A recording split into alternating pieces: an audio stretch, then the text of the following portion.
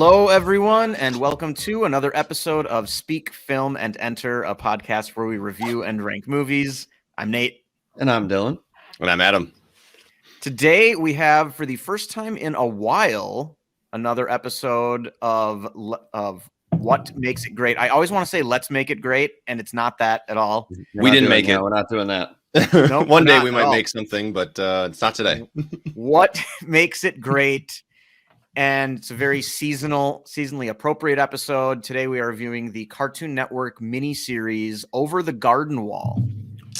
Yes, indeed. And if this is your first time joining us for an episode of What Makes It Great, we're reviewing something. We only pick things that the three of us all love, and kind of a general rule of thumb, if you're familiar with our rating system here, it has to have an average score of at least 4.5 out of 5 between the three of us to qualify for an episode of What Makes It Great.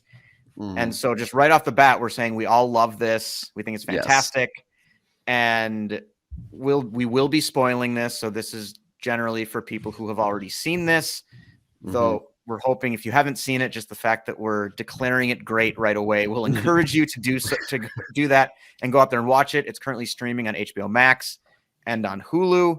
So before we get any further into it, Adam, would you like to tell the people what it's about?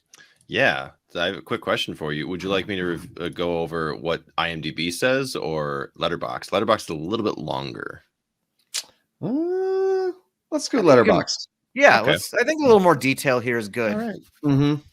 Over the Garden Wall from 2014. Two brothers, Wirt and Greg, find themselves lost in the unknown, a strange forest adrift in time. With the help of a wise old woodsman and a foul-tempered bluebird named Beatrice, Wirt and Greg must travel across this strange land in hope of finding their way home. Join them as they encounter surprises and obstacles on their journey through the wood. Yes. Nice. Okay. So, good choice. This is, I think, kind of the definition of a cult classic. This is something that a lot of people seem to have never heard of, but everybody I know who has heard of it and seen it thinks it's amazing. Yeah, it's wonderful. So we thought this would be a really good opportunity to just get the word out again on this and get more people to watch Over the Garden Wall. And you might be thinking an animated miniseries from Cartoon Network. Not really sure how that works. It's 10 episodes that are each 12 minutes long. Yeah, tops. Counting kind of the beginning and the credits and everything. So 12 minutes. So Letterboxd says the full runtime is 109 minutes. And it's really quick, this episodic little chunk while we get one nice contained story from beginning to end. Like Adam said, there are different characters that we'll encounter. Sometimes they'll just be part of one single episode, and there are a few that will be recurring and show up at various times throughout the show. And this is something that I just kind of randomly discovered on Hulu back in like 2016 or something. And it was one of those, I just couldn't decide what to watch. I saw this sounds kind of interesting. And the first episode's 12 minutes long. Let's give this a try. Yep. And I don't think the first episode is my favorite episode, but it's one of the best opening episodes of anything I've ever seen as far as establishing character and tone in such a short amount of time. Yeah. I mean, there are shows whose pilot episode is an hour and 20 minutes sometimes that do not give you as much substance as this 12-minute episode of Over the Garden Wall does. And the first episode, I love the old grist mill. I love the way they name the episodes, especially the first two, I feel like are just very appropriately named and kind of give you that feel of, the forest. It's autumn. Everything is autumn. Leaves are falling, and it's a very good thing to watch in October. It's a little spooky at times, but it's Cartoon Network and rated PG, so it's very kid-friendly. And it does a really good job of kind of having this sort of innocent feel while everything and everyone you encounter feels like there's something sinister lurking beneath. Yeah. And you don't know if the kids have encountered friend or foe really at any given time. Yeah, I feel like it's this. I've seen it 3 times now, and I watched it for the first time with you, Nate. You introduced me to it, and I loved it right away. And I believe we watched the whole thing in one sitting, basically like a movie. We did, yeah. Yeah, which is totally doable. And I still like my goal for this third viewing was to actually try to define like the aesthetic and like what it is about the aesthetic, and like it's just it's still almost, it still eludes me like to exactly pinpoint like what the feel of this is. Like it's definitely autumn, October, but it's like, you're thinking like brick, buildings and fireplaces and spooky things in the woods, and it's animated, but also it's animated sometimes in a style that's like old, like 30s and 40s, like cartoon, almost like Yeah, like static Americana. backgrounds with Yeah, only like It certain is pieces of movie. 2D, and Yeah. we should Mhm. say that it appears that the story takes place in what I would say would be like the 18th century. yeah, I think that's Roughly. I mean, it kind of says it's a world out of time, I think was what Adam read in the description. And the story definitely has a timeless feel to it. Kind of like a yeah, Grimm's fairy tale sort of feel as well. It's like yeah. wistful and like whimsical in Well, that like you fashion. Like said, Nate, it's like innocent. There's like an innocence and like it's not like, it's not going to go too far, but it's also kind of spooky. It's not necessarily even like creepy. It's like spooky, I think, is the level of Yeah. terror that it evokes. Right.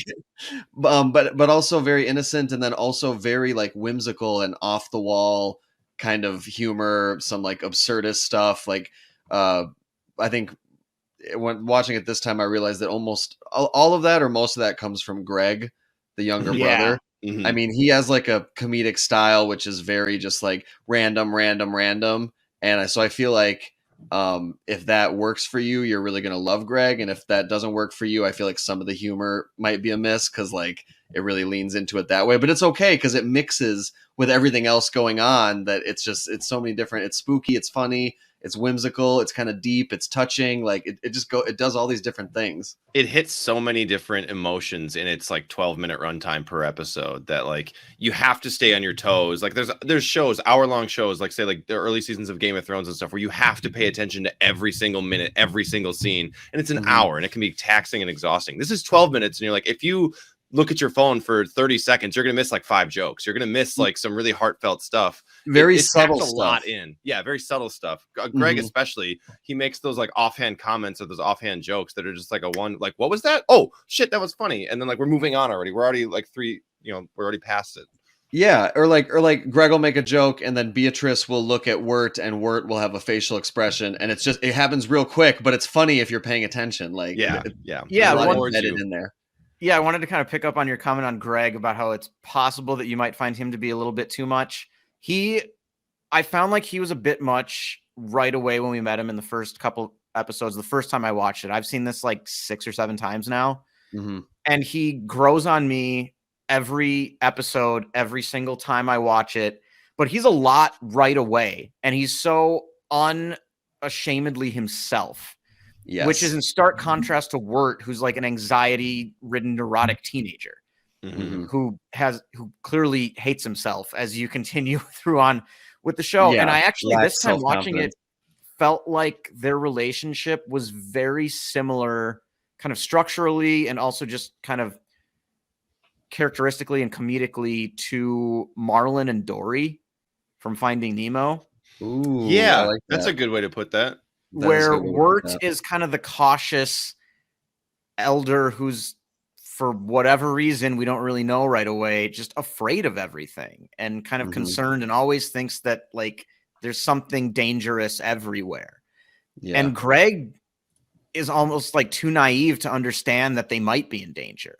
So he's the one that when Wirt says like, okay, we should stop and don't go over there, and Greg says, okay, and then he just sprints up ahead Yeah. without thinking about it at all. Like he just kind of knows that things are going to turn out okay. And maybe Mhm. part of that is because he doesn't know any better, because there is danger in a lot of these episodes, in most of them, in fact. Mhm. But the combination and the way that they're able to play off of each other, I just think Greg is a perfect balance to Wirt's character. And this really is, at the end of the day, Wirt's story. It is, yeah. and Greg works perfectly off of that. And then once we get to the second episode and we get Beatrice in the mix as kind of the frumpy elder who is just sort of like over all of it and just kind of wants to move along and get the job done and be done so she can go home. It's a really nice combination, and spending all this time with just those three characters, it's such a perfect balance. Yeah. And every time I watch it, I just notice that more and more, and I appreciate it more and more, because throwing three characters together like that who are so different is not an easy thing to do without often having one of them, given the situation, feel out of place. And they never do. Yeah. And then you, like you talked about the three of them and how they're kind of the core, you also get a great ensemble of side characters and one episode characters that and even within that, they know how to balance between giving those characters screen time and sticking with like the core of the story, the dynamics between the three of them, but also just at the end, like Wirt and Greg specifically, the brothers. But I think, we should mention the Woodsman, who's voiced by Christopher Lloyd. Christopher Lloyd, yes, Doc the great Brown Christopher himself. Lloyd. I think he is a very well written kind of recurring side character. I think he really works well. And then in each, like you mentioned, in each episode, they usually come into some type of danger. And so many of like the villains or the monsters or whatever that they encounter are so like vividly like unique, and like they have such little screen time that and still they pack a punch, and they either like are set up for a great joke, or they're just like characters that you remember like later. Like in the same vein of like, if you've seen Rick and Morty, I know that's obviously been a cultural phenomenon for a couple of years now. It's got its randomness, and every like side character that they throw in ends up being some obviously more grotesque looking person or some crazy off the wall whatever. I think this does that better than Rick and Morty does. But they're so much more like developed, almost like instantly what they're about and what they're doing. You just don't know if they're like good or bad yet. Well, I think that goes back to how we've talked about how timeless this story feels and how rooted in our country's history it seems to feel, without alluding to anything specific ever. It feels like they're pulling from characters that we grew up with.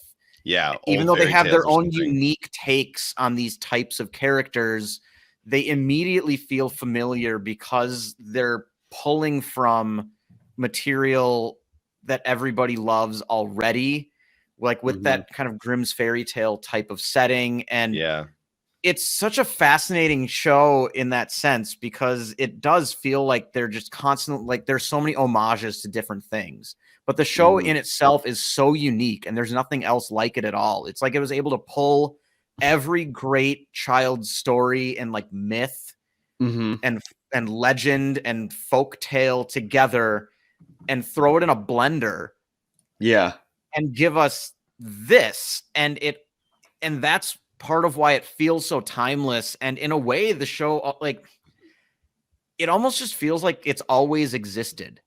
Does that make sense? Like this story was there before they wrote it down and before they drew it and turned it into a show. Like it's been floating around out there forever, and somebody was finally able to just like corral it. They just had to collect all the right pieces from the universe and like then just present it to you. Yeah. Even down to like the title, Over the Garden Wall, which feels like it could be the title of a book from like the 1830s, like that garden wall has been there for hundreds of years. It's very kind of Alice in Wonderland-ish, but Wizard of Oz as well. Like I think of both of those as I go through this show. And I just love the feel and the tone that they're able to get out of this, while also, again, like we said, it all feels so familiar, but there's also just this level of randomness. Like you're in this familiar world and this familiar feeling, but you kind of need to be ready for anything, because the story takes turns that you don't expect and introduces the types of characters that you don't quite expect, or just like somebody will just do something that seems so off the wall, but somehow they're able to make it feel right, and that it fits and it's appropriate, and it never feels like they're shoehorning something in that doesn't belong in this world.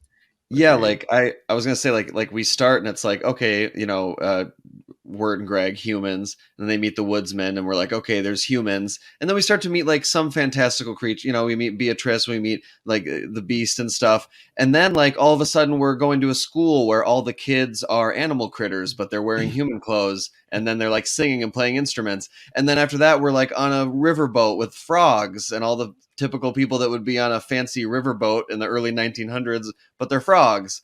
And it's just all of it. It's just so Or a easily village gets you to where just, it's just like living pumpkins. Yeah. yeah, and it just gets you to like it's so great how it just like gets you to buy in to just like, oh, okay, yeah, that makes sense. Like in this world, that makes sense. That makes sense. The things that, and then it's great because then every once in a while there'll be a moment where you'll just be like, what is going on Yeah. right now?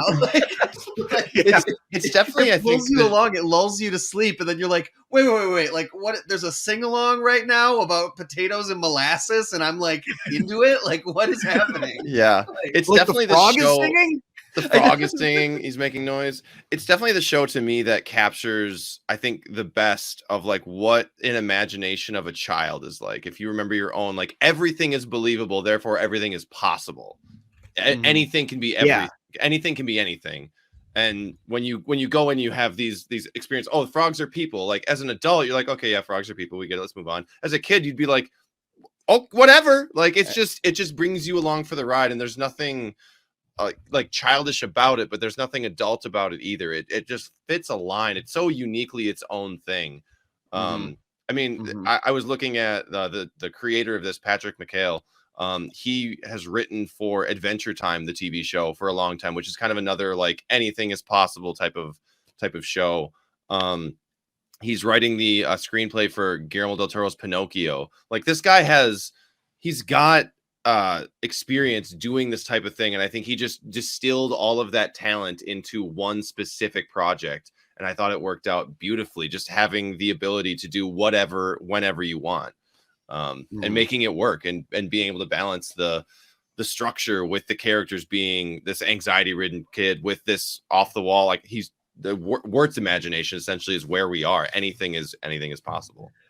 And it's like that. It's like anything is possible, but also like within this world that they've created with this aesthetic and this tone, and somehow, even though it is very off the wall, it never feels like it doesn't. It always feels like, yeah, like I said, like it belongs. Yeah, like none of that stuff goes too far out. Yeah. Yeah, even when the characters do weird things, they break into a song, or they, it goes on some weird tangent, it still is like, oh yeah, okay, we're still like we're doing this. Keeping true to itself. Yeah.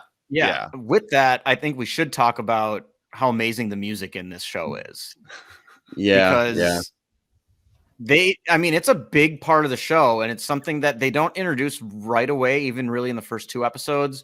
But once you get to the third one at the schoolhouse, there are a lot of songs in that one. That's the one where Greg starts, like the episode opens with Greg singing about it's the Adelaide song. Oh yeah. And which then, comes up a couple times. Yeah, and then the teacher singing that very forlorn, like sad, like, why oh why about her lover. Jimmy Brown.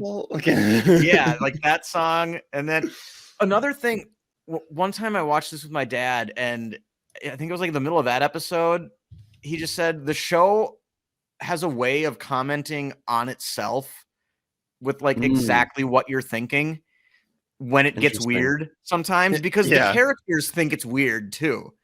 Yeah. Like when that teacher starts singing that sad song about her long lost love or whatever, she gets like 2 lines into it, and Beatrice just turns to Wirt and said, "Whew, this lady's got baggage." Yeah. And at first you're just like, "Oh my God, is she singing? Like this lady's nuts. Like you guys should run. Don't be around." And then just instantly there's a comment on it from one of the characters. Like they don't fully embrace the strangeness either, because they, like Alice or Dorothy, are not from there. Yeah, and they're skeptical still, and there's a, like you mentioned, Adam, there's still just like a kind of hint of like danger underneath it all. right? So it's Yeah. so it's like you said, it does a good job of putting us in like Wirt's shoes. Mm-hmm. Like Right, and that's why I say like it's his story, because it's all generally from his perspective, with the exception of the 8th episode, which is kind of Greg's, what was that one called? Greg's episode, Babes in the Wood. When Greg has that like dream world sequence in the clouds, and that's like in Greg's head, which right? is still the peak weirdness of the show. Oh, for sure. If you just fair warning for people, like if when episode 8 comes around, it gets way out there because, like you said, we're in Greg's dream. So yeah, that one's got some great songs in it too. Like the Old North Wind makes me laugh every single time. But really getting down, like Schooltown Follies has and that has Potatoes and Molasses in it as well. And then the next episode, Songs of the Dark Lantern, when they go to the tavern, the Dark Lantern, and that one just fits so many things of this world that they've created. It's got weird characters inside the tavern. They're singing songs. They have some different attitudes about like who people are or who Wirt is than you would really be comfortable with if you were just walking in there. Like everybody's got their role inside. Yeah. They're like, "Who are you?" And that's when you kind of answer this. I don't know. I'm just a guy. Like I kind of don't like labels. I like to just be myself. Right. You're a pilgrim. You're a traveler. You're a pilgrim. Tell us your story, pilgrim. Or, I love the one dude. Just maybe he's simple. That one's funny. And then you're the young lover, and they keep turning like what they think he is because he needs to be something. Which is the first time Wirt is challenged in that way. I was gonna say it's great character development. It absolutely is in this like weird kooky tavern where we get these 3 hilarious and weird songs. And it's, again, it just goes to show like how efficient the character development is. And because they're so efficient with that, and it's also true, they can spend more time on like weird songs from tavern people and like animals running around a schoolhouse and frogs riding a steamboat and all the weird stuff, because they're able to hit those important character beats in like 15 seconds. Yeah, they don't have to spend a lot of character development time. They're like, you already have established what it is, so like more time to develop a story and actually care about what's going on. Yeah, and build the lore of the world and kind of little hints about what's really going on. Yeah, and even they take time every few episodes for like a montage that's set to very like slow, like Sunday afternoon NPR piano and like old timey, like something you'd hear on like Prairie Home Companion if you ever used to listen to that show. Like, like that's 1,000% like the type of and that's like the Garrison Keillor show. Yeah, like it used to play music like that. No, I know. Like, I just making sure I was thinking of the right thing in my head. Yeah, no. And like I love when randomly it'll just be like, oh, and now we're just gonna have a little montage to this sweet music, and everything's just nice, and it's just again, it's just like it just captures some sort of like emotion that is so hard to define, but works. Yeah. It's specifically this time of year that you just like feel it. Like the one in Hard Times at the Huskin Bee, which is my nomination for best episode title. Yeah. Oh, definitely best title. Yeah. Yeah. The one when they're kind of doing the manual labor with the music. That one is just classic. And that little shovel that they give Beatrice is such great detail. And the music is just spot on and perfect. And I'm trying to like look at how many episodes. Schooltown Follies, Dark Tavern one, the Lullaby in Frogland, where they sing kind of the title song. Yeah, that's a really cool moment, I think, the first time you watch it, because you're not expecting it to be a song. Yeah, and it just then the comes frog out of nowhere. Sings, and then it just fit, and you're like, oh, this tune sounds a little familiar. Yeah. And then he gets into that part of the song, and it just feels like it's the 6th episode out of 10, but it very much feels like the middle. I agree. And that's also just a delightful because again, you think that maybe there's about to be danger. The police frogs are chasing them around the boat, and then the episode's just like, nope. Actually, we're just gonna have like a minute and a half of nice singing and Which hanging in a out. 12, which in like a 10-ish minute Yeah, episode, it takes up like 10%. it's a commitment. They Exactly. are so. The show is so committed to the bit. Yeah. To use one of my favorite phrases. It's one of those shows too that, like, because it's so off the wall, that at any point during an episode when they introduce a new thing, the whole episode could just turn out to be that new thing. There's Mhm. not like they have a structure, but they're like, we don't know. Like, we're just gonna let it happen organically. And you'll make a left turn into frog song, and you're like, is this what we're doing now? Like, Mhm. now where do we go from here? Like, we were doing all this other stuff leading up to this. How do we get out of it, or how do we get to the next thing? And you're like, we don't know. Yeah, I Come kind of along think for of the ride. the kid's quote from like Talladega Nights. It's after he's screaming anarchy, but when he says, "I don't know what it means, but I love it." Like, this show kind of makes me very often think like, I don't know what this is, but I love this decision. But I know it's enjoyable. Yeah, Yeah. like I didn't expect it to ever go here, but I am so glad that it did. Yeah. Because they always like sort of take your expectations and flip them a little bit and then make you realize that like, yeah, this way was better. Yeah. Mhm. Mhm. And it really is it's a thing that makes me at least like want more. Like, it's so bittersweet because it's like this incredible world that and like the aesthetic and everything is so unique, and like that it probably couldn't be recreated unless it was like all the same people, but it's just so it's over too soon. And you're like, Yeah. oh, I wish there was more of this. Like, I wish this was like a show with 5 seasons. I would watch every minute of it. Like, Yeah.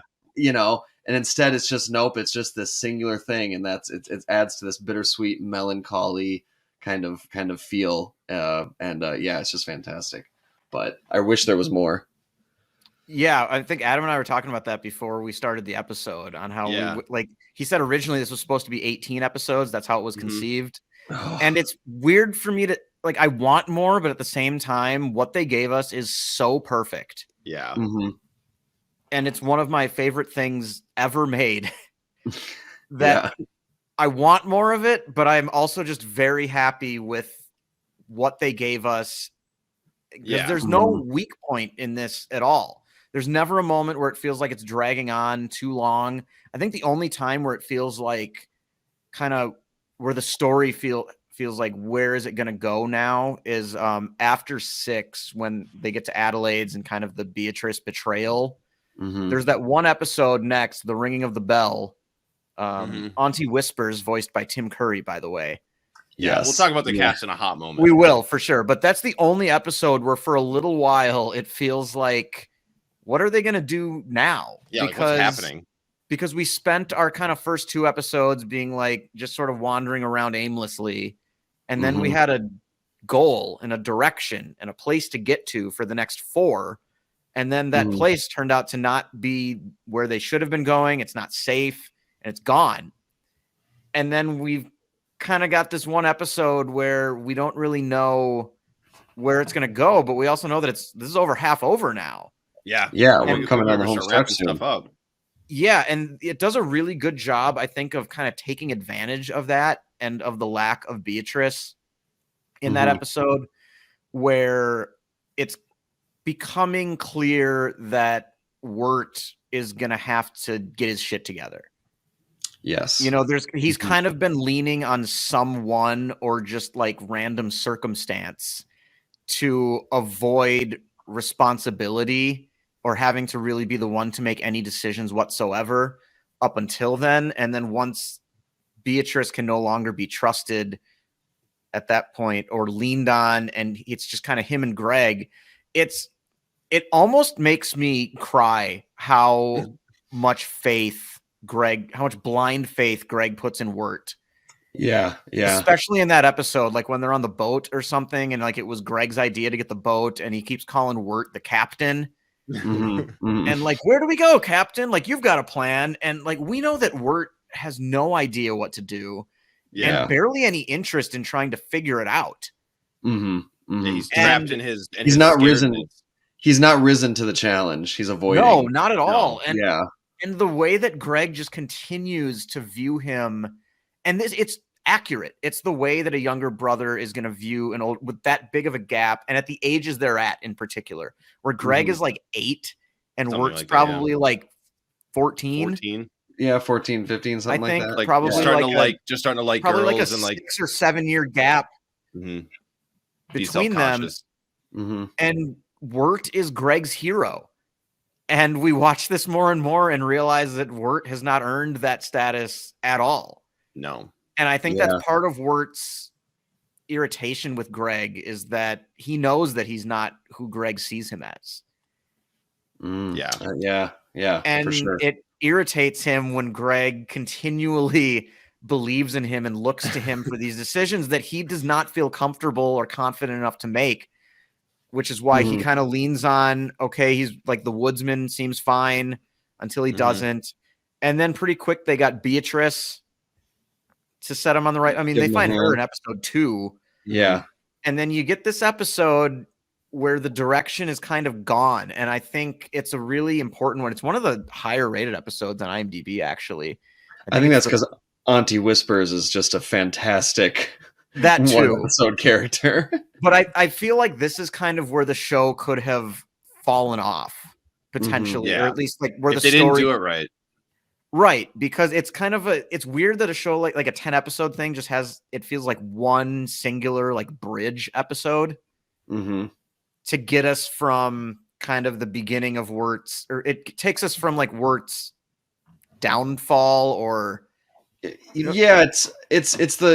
like it's the episode that really refocuses the show on Wirt's lack of rising to the moment, and then that episode leads into the Greg-centric episode where Wirt officially says, I don't want responsibility. You figure it out. I'm giving up. Everything is hopeless.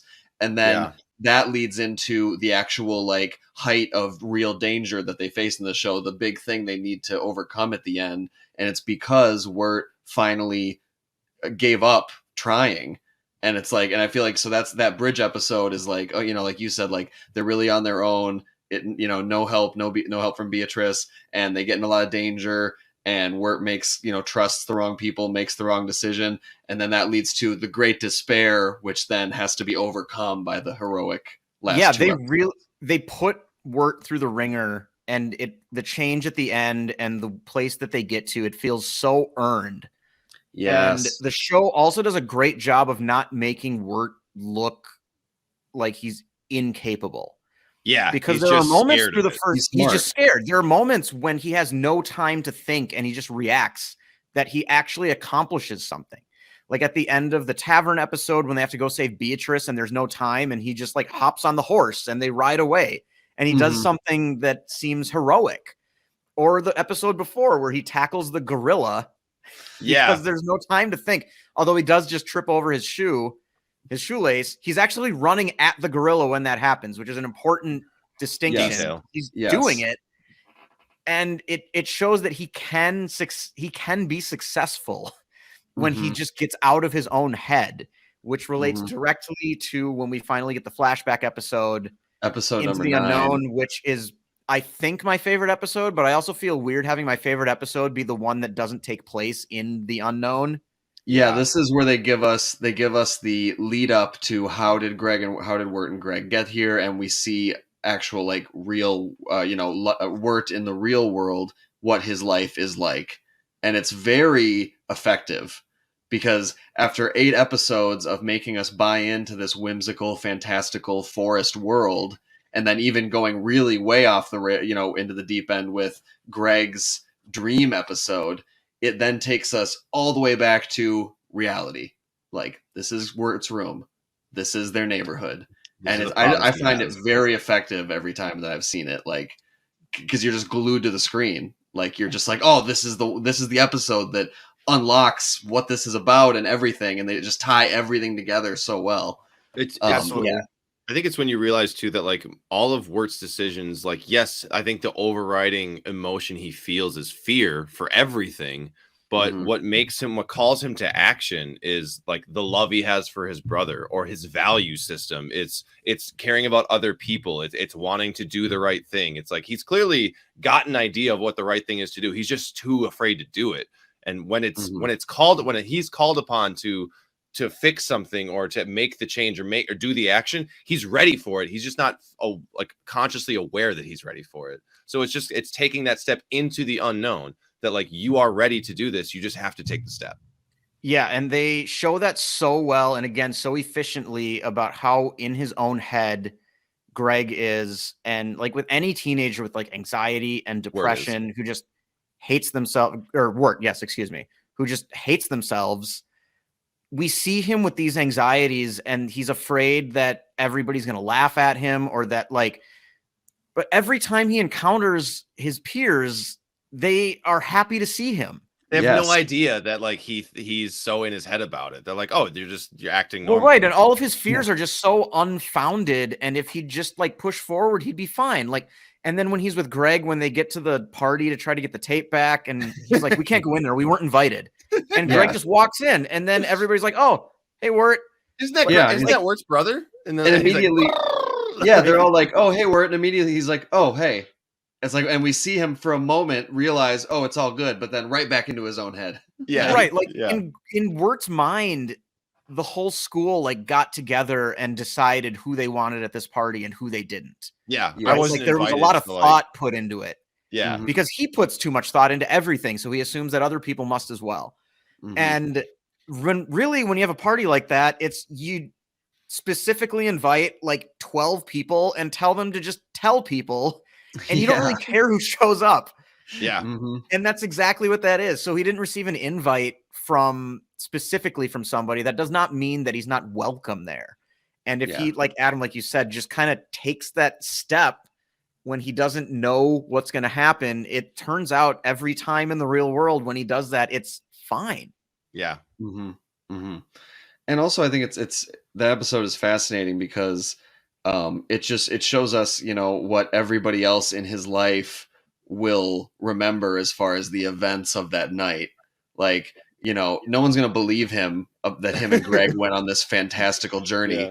This entire thing will be something that only they experienced and no one else will believe. So for everyone else, it was Halloween and he was super nervous and like about this girl and just acted foolishly. And then he like had an ultimate moment of cowardice and ended up almost killing him and his brother. And then he saved his brother and like survived. And that's all that everyone else will remember about the whole thing. But that's like a microcosm of the journey he has to go through in the fantastical forest world. He has to overcome his fears. He has to save his brother. Like he puts his brother in danger by his lack of self-confidence. And then he has to save him. And I just think it's just so great how it just ties in with everything. And it just peels back the onion of like Wirt's character. And you're just like, oh yes, like, of course, like just perfect. Also, wonderful decision to have. We hear about this guy that he thinks Sarah. So he has a crush on a girl named Sarah. We hear about this guy that he thinks she's into named Jason Funderburker, which is just a really funny name. It's perfect name. It's perfect. And so naturally we assume it's going to be this like jock, like handsome, square jawed, like quarterback kid. Yeah. Right. It's just what everybody assumes. And also it's because he kind of describes him and builds him up that way. Yeah. He's afraid of like this guy stealing his woman, quote unquote, thinking he's like that guy's better than who he is. He literally says, like, let it happen. He literally says, I can't compete with Jason Funderburger. And we haven't even met him yet. Yeah. And then there's through gritted teeth when we do meet him, everybody loves Funderburger. And we see him, and Jason Funderburker is like the biggest geek in the world. But he has confidence. Whether he should or not is irrelevant. Yeah. But because he has confidence, he terrifies Wirt. Mm-hmm. Yes. Oh God, I never put that together. They're the same but completely different. Like so, it's just him with I thought, well, but I thought like the point was he was building him up, and he's just this geeky kid, and he has this really funny voice, which all of us will try to impersonate if one of us does it. So I'll just keep it there. But it's so funny, and I thought you were making just that point that he's kind of, but Jason Funderburger isn't. He is confident. he's not everything else, but he is confident and he goes for it. He tries Right. to hold Sarah's hand. He starts to, he leads the group into the, Well, he and invites so her to the that, next like you event said, and that's stuff. why Wirt hates him. But also And with why just the he's- way he looks and acts, you can tell how much Wirt hates himself. If he can look at somebody like that and think like, I got no chance yeah, whatsoever with Yeah. Sarah because of Jason Funderburker, which is also, I think, maybe my favorite frog name. I was leaning that way. We can take a moment to pick our favorite frog name. That's a running gag Because throughout there the are a whole lot. show. I gotta say too, the way this show starts with Mhm. Greg just listing like names / words sometimes. Mhm. And it's just these two kids walking through the forest, and this little kid with a teapot on his head, An just like upside saying, down teapot. an upside down teapot, just saying like random words, And names, and then kind of a pause, and you're like, "What is happening right now?" And he goes, "But I think the absolute worst name for this frog would be Yes. absolute gold. One of the So- best Yeah. openers to a show ever. It's so And- perfect." And I love, and then like almost the next thing out of Word's mouth is like, wait, where are we? Like, wait, how did we get here? And it's Yeah. perfect because you're just like, okay, yep, they're lost. That's how they got lost. That's all they remember is the listing of the frog names. Then it's like, oh crap, which when your kids can happen sometimes. But I just thought it was so great, perfect way to start off this whole mini series. Wonderful joke. Mm-hmm. All right, I'm looking at the names now.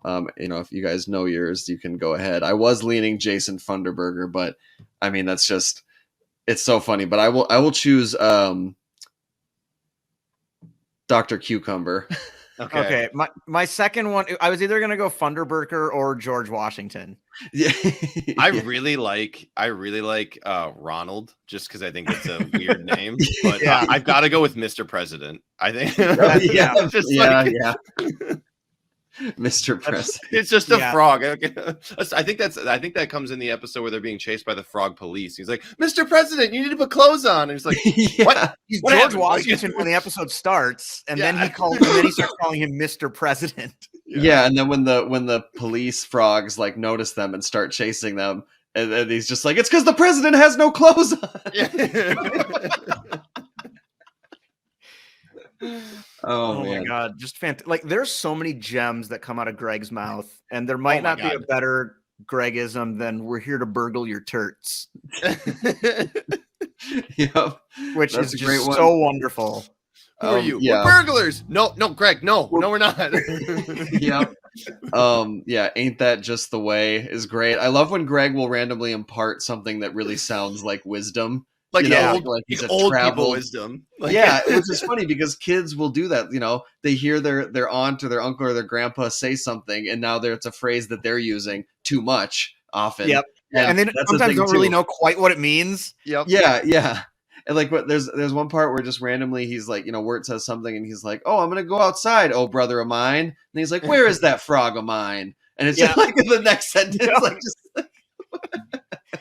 Yeah, it's fantastic. I'm glad you brought up the "Ain't That Just the Way" because specifically, I always think of our friend Faye now with that line, because the first time we watched this with them, I think we had to like pause the episode.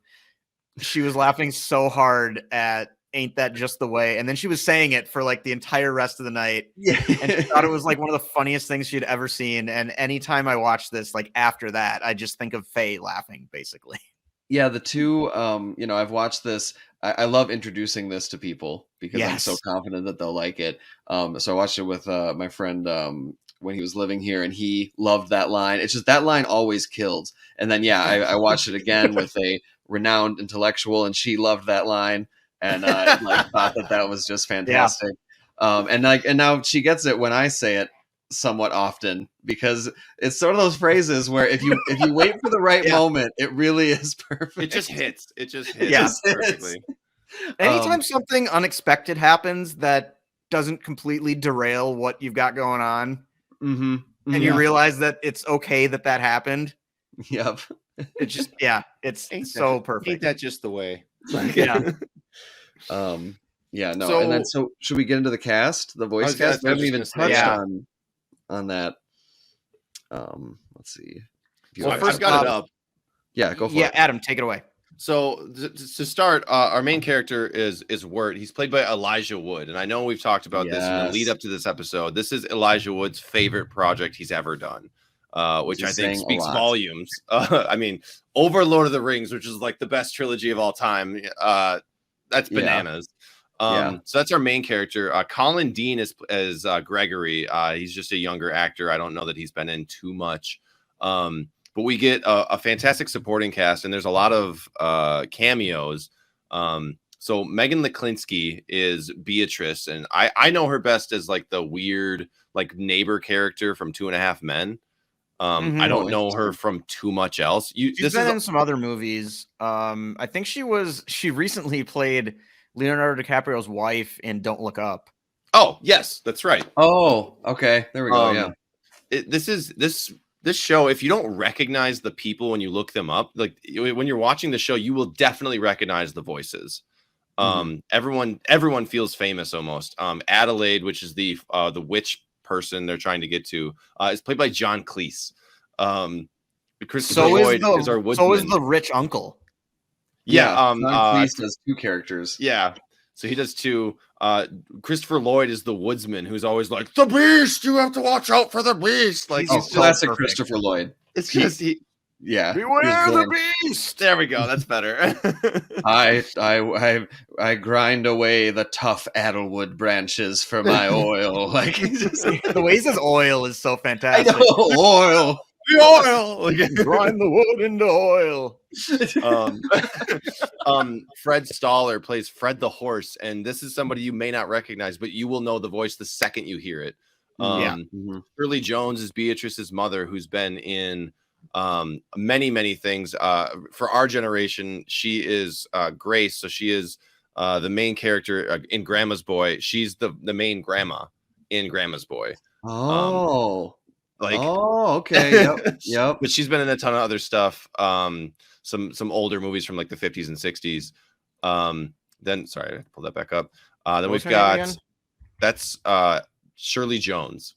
Shirley Jones. So I think Shirley Lloyd. And then our next 2, BB Newirth, who you will again probably not recognize, but you'll know the voice. She voices Marguerite Gray in episode 5, Mad Love, which is where'd it go? Oh, she's the other character to Quincy in that episode. And then our last but not least, certainly not least, is Auntie Whispers, Tim Curry. Tim Curry and freaking Curry and John Cleese both play female characters, which I also think is hilarious because like those you can't necessarily tell until you're like, holy shit, they said that one line, and you're like, that's that guy. That's that guy I know. Like, yeah, I will say actor. Shirley Jones was in Oklahoma and The Music Man. I wanted to list some of her more renowned and I gave her a shout out for our generation, nothing else, which she absolutely does not deserve. She deserves all the praise and all the good shit she's actually done. Yeah. And I just dug another one up talking about like our generation a little before, but Chris Isaac, who sings the classic 90s song Wicked Games, plays Enoch, the big pumpkin. Oh, yes. So they brought in Chris Isaac, singer-songwriter, just to be the voice. Well, no, not murder. I know. You interrupted our little engagement. Sends you to 6 hours of hard labor. Just start singing. Trample our crops, interrupt our private engagement. Private engagement. You'll join us someday. Yeah, I know we're just like I know we're just like quoting this entire show, but like it deserves to be quoted. All of these lines are just so well done. It's amazing we've made it this far without the show. I don't think anybody did a Thunderburger voice yet. I think we should let that be what it is, because that's so fun when you get it. You're like, that gets everybody too. The Thunderburger voice gets everybody. Perfect. We'll do it to each other after we get off here. For sure. Oh yeah. But that's the cast is, everyone seems to hit exactly what they wanted, like exactly what they needed to be. Everyone is perfect. And again, as soon as you hear someone's voice, you're like, I recognize that voice. I know who that is, which is another like insane accomplishment for a mini series, like a TV show. It's all these famous actors that were like, oh, sure, I'll lend my voice to some cool project. You got to love that. I was I'm reading about Enoch on the Over the Garden Wall wiki, and he is the leader of the Pottsfield Chamber of Commerce. Somebody's got to do it. Someone's got to do it. Also, I gotta say, I think maybe the best visual joke in the entire show is just that pumpkin carving a pumpkin. That's close. Yes. That's right up there. Me every single time. I think this leads in pretty well. I did want everybody to list their favorite or, one or two favorite episodes before we wrap this up. Yeah, I'll go first. I think my favorite is it seems like a cop out, but episode 9, it's where everything comes together and everything. Every time I see it, I'm like excited to see that episode again. I pay attention to like every little detail. That or episode 2, Hard Times at the Huskin-Bee. It's just the title gets me. It's just when we're first starting to meet some characters. Pottsfield is great. Just everything about that aesthetic. It's just great. So I'd say episode 2 and episode 9 would be close to my favorites. And I was also going to say my favorite visual gag. I mean, there's so many great ones. I was going to earlier say when the frog doesn't have any clothes on and the wind blows and he just like shudders. Like Greg's like, he's been without clothes the entire time. I know. He's like, George Washington, he doesn't have any clothes on. He's so cold. And he's just like, when the wind blows, like gets you every time. And then also towards the end of 9, when Jason Funderburger and Sarah are talking about the tape that Wirt made, and it's the culmination of all of Wirt's fears, and he like does this look on his face where he's just like and it's just like it just goes like really it's so exaggerated over the top, but it's so exaggerated, it's so funny. The faces they do for characters in this show too are amazing. Like especially Dylan, you and I have laughed at this one many times, but the face that the old man has when he says madness. Yeah, madness. Yes. Yeah, just a quick like. Yeah, he looks nuts. I agree. I mean, 2 and 9. So I guess I'll throw out there also. I really enjoy episode 4, Songs of the Dark Lantern. Yep. Yeah, just because there are 3 crazy songs, and with all the weird tavern characters, that I just really enjoy that one as well. I mean, it's all amazing, but that would be kind of my third because I agreed with you on the first 2. Yeah, I'm of the same opinion. 2 and 9 are probably the best, or at least the favorites. I like again number 4, Songs of the Dark Lantern that Nate just said, and then number 5, the Mad Love with Quincy Endicott, and like going through just because Quincy's so strange, and they're like, yes, we can totally get by with doing all this like this with helping him out, and this is totally our uncle, and we're gonna get paid, and they're looking for 2 pennies. Like they need nothing. Like it's not like they're stealing a fortune or something. They need 2 pennies to get to like the ferryman across. Like you get the incredible talking horse first line joke, which is great. And I really like episode 3 too, the schoolyard follies or school time. Yep. It's got great songs. It's got a couple great gags, and I just think that that golden stretch between like episode 2 to 5 is just like it's just fantastic. It's establishing the world, introducing all these fun characters, hitting the jokes, giving you songs. Like at some point during that stretch is when everybody has their first like, what the bleep is going on right now? Moment. And like, but God, do I love it? Like, but God is good.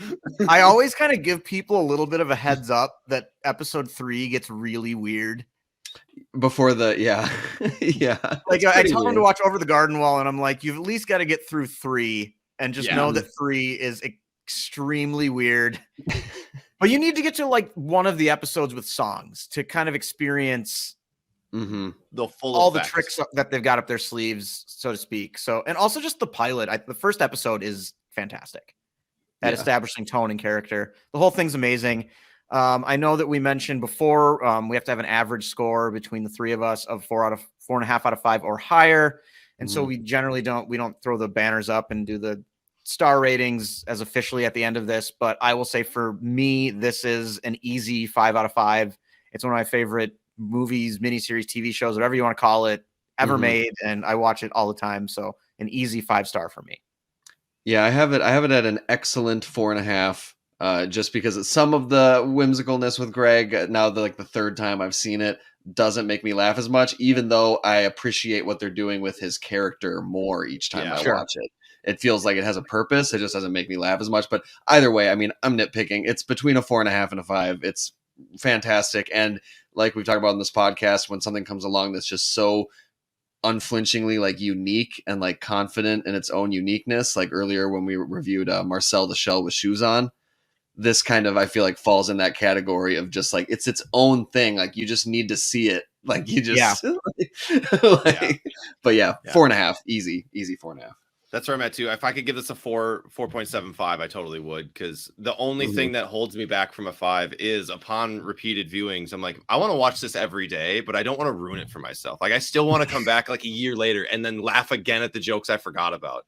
And like, because it's so memorable and because there's so many bits that you can like harken back to and recall like as they're happening, it's like, it's almost like when you watch like Anchorman, you're like, every bit is a quote, but you still love it. You just want to make sure, like, I wish it was fresh again. It's one of those things that I really wish I could watch for the first time again, because it's so much fun and because it's just so strange. So a 4.75. So honestly, a high 4.5 of not even a low, like a mid-range 5, which doesn't even make sense. It's an oxymoron in and of itself, but it's right there. It is perfect. Yeah, and I think Nate, you have the quote, but I just wanted to get my own favorite quote because this was the one that I had completely forgotten about and got me so good this time around. At the end of School Time Follies, the old man, life really is as sweet as potatoes and molasses. Yeah, that one's really good too. And look at that, you guys. We're going to get this episode in just under an hour, which is usually the goal. We don't like to reach that point. This episode's almost as long as Over the Garden Wall is. And it's just us gushing about Over the Garden Wall. Yeah. All right. Nate, if there's nothing else, I think take us away. We are but wayward leaves, scattered to the air by an indifferent wind.